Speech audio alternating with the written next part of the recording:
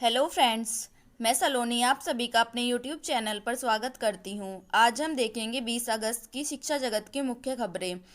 जिन मुख्य खबरों में आज मेन न्यूज़ क्या है, सीईटी एग्ज़ाम, सभी भर्तियों की एक परीक्षा, नेशनल रिक्रूटमेंट एजेंसी के गठन को मंजूरी, कॉमन एलिजिबिलिटी टेस्ट कराएगी, उम्मीदवारों को ग्रुप बी सी के लिए अलग अलग परीक्षा देने के झंझट से मुक्ति मिलेगी। अब इसमें क्या है, सरकारी नौकरियों में भर्ती के लिए एक आरंभिक परीक्षा होगी। इसके लिए केंद्र सरकार ने बुधवार को नेशनल रिक्रूटमेंट एजेंसी के गठन को मंजूरी दे दी। एनआरए कॉमन एलिजिबिलिटी टेस्ट कराएगी। ग्रुप बी और सी की भर्ती से इसकी शुरुआत होगी। प्रधानमंत्री नरेंद्र मोदी की अगुवाई में हुई कैबिनेट बैठक में यह फैसला लिया गया। बैठक के बाद सूचना एवं प्रसारण मंत्री प्रकाश जावड़ेकर ने बताया कि इसकी शुरुआत रेलवे, बैंकिंग और एसएससी की आरंभिक परीक्षाओं को मर्ज करने से होगी। बाद में अन्य परीक्षाएं भी इसमें शामिल होंगी। साल में 2 बार परीक्षा। जावड़ेकर ने बताया कि एनआरए साल में 2 बार सीईटी आयोजित कराएगी। अभी रेलवे, बैंकिंग तथा एसएससी में ग्रुप बी और सी के 1.25 लाख पदों के लिए करीब 2.5 करोड़ उम्मीदवार बैठ सकते हैं। इसमें क्या होगा, 2.5 करोड़ युवा सालाना 1.25 लाख पदों के लिए देते हैं परीक्षा। अब प्रधानमंत्री मोदी जी ने क्या कहा है, नेशनल रिक्रूटमेंट एजेंसी का गठन करोड़ों युवाओं के लिए एक वरदान साबित होगा। एक परीक्षा होने से परीक्षार्थियों को आसानी के साथ साथ समय और संसाधनों की भी बचत होगी। इससे पूरी प्रक्रिया में पारदर्शिता सुनिश्चित होगी। इससे सहूलियत होगी, सफलता प्राप्त होगी। और कुछ इसके फायदे बताए गए हैं। इसके फायदे क्या हैं कि परीक्षाओं की तारीखें एक साथ आ जाने से एक परीक्षा छोड़नी पड़ती थी, जो अब नहीं होगी। परीक्षा केंद्र अलग अलग शहरों में पड़ते थे, यह समस्या खत्म होगी। परीक्षा के लिए जिला मुख्यालयों पर केंद्र होगा, दूर नहीं जाना पड़ेगा। एक ही परीक्षा के लिए फीस भरनी पड़ेगी। यात्रा पर होने वाले खर्च में भी कमी आएगी। रेलवे भर्ती बोर्ड, कर्मचारी आयोजन चयन आयोग, आईबीपीएस के प्रतिनिधि संचालक मंडल में शामिल होंगे। अभी आवेदक से लेकर नतीजे आने में 12-18 माह लगते हैं। सीईटी से यह समय घट जाएगा। तो इस सीईटी से बहुत फ़ायदा होने वाला है, जैसा कि आप आगे आगामी समय में देख सकते हैं, जब इसकी परीक्षा 2021 से शुरू होगी। आगे क्या है, 10वीं 12वीं और स्नातक स्तर की होगी परीक्षा। एनआरए द्वारा आयोजित किया जाने वाला कॉमन एलिजिबिलिटी टेस्ट 3 स्तर का होगा। उम्मीदवार अपनी योग्यता के हिसाब से परीक्षा चुन सकेंगे। कार्मिक मंत्रालय के अनुसार सीईटी के ये 3 स्तर ग्रेजुएट, इंटरमीडिएट तथा हाई स्कूल तक पढ़े उम्मीदवारों के लिए निर्धारित किए गए हैं। टेस्ट के लिए आवेदन से लेकर प्रवेश पत्र प्राप्त करने की पूरी प्रक्रिया ऑनलाइन होगी। अब है, जिले में होंगे परीक्षा केंद्र, बाहर नहीं जाना पड़ेगा।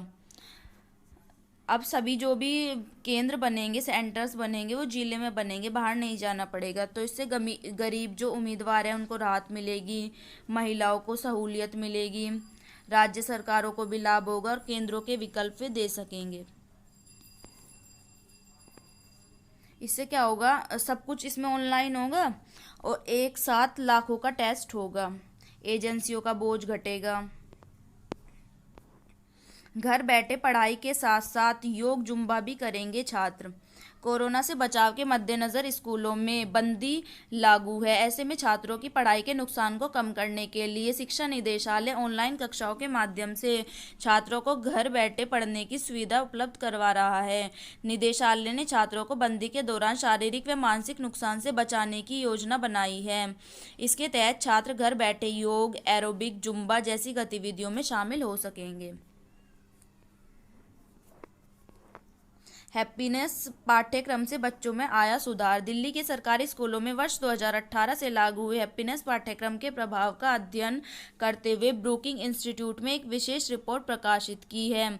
अध्ययन में ब्रूकिंग इंस्टीट्यूट ने यह पाया कि हैप्पीनेस पाठ्यक्रम शुरू होने के बाद बच्चों के कक्षा के अंदर व बाहर व्यवहार व संबंधों में सुधार हुआ और वह अधिक संवेदनशील बने हैं।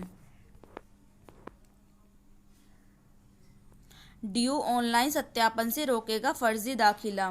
गलत दाखिला करने पर कॉलेजों की होगी जिम्मेदारी। सही बोर्ड की सूची साझा की गई। परीक्षा का पैटर्न बदला, प्रश्नों की संख्या घटी। नेशनल पीजी कॉलेज की स्नातक और परास्नातक अंतिम सेमेस्टर की परीक्षाएं आगामी 3 सितंबर से होंगी। कॉलेज ने परीक्षा कार्यक्रम कॉलेज की वेबसाइट पर अपलोड कर दिया है। 1 सितंबर को जारी होंगे प्रवेश पत्र।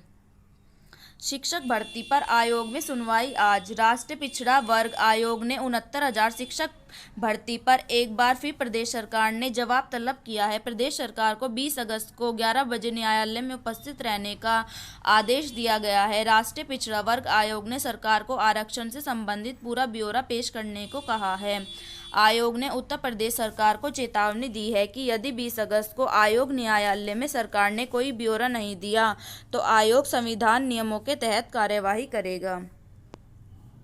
सेमेस्टर परीक्षाओं की होगी ऑनलाइन निगरानी।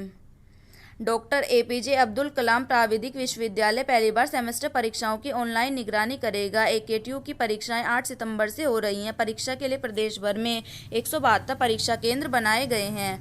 45,000 छात्र छात्राएं परीक्षा में शामिल होंगे। अप्रैल से 1.89 करोड़ नौकरियां गई। कोरोना वायरस महामारी की वजह से अप्रैल से अब तक 1.89 करोड़ वेतनभोगी कर्मचारियों को अपनी नौकरी गंवानी पड़ी। Centre for monitoring Indian economy की रिपोर्ट में यह बात सामने आई। इसमें कहा गया है कि जुलाई में 50 लाख लोगों की नौकरी गई है। अकेले अप्रैल में 1.77 करोड़ लोगों को अपनी नौकरी गंवानी पड़ी। इसमें कहा गया है कि जून में 39 लाख नई नौकरियों के अवसर भी बने हैं। तो ये थी आज की शिक्षा जगत की मुख्य खबरें। शिक्षा जगत की मुख्य खबरों से जुड़ने के लिए मेरे चैनल को सब्सक्राइब करें और वीडियो को लाइक करना न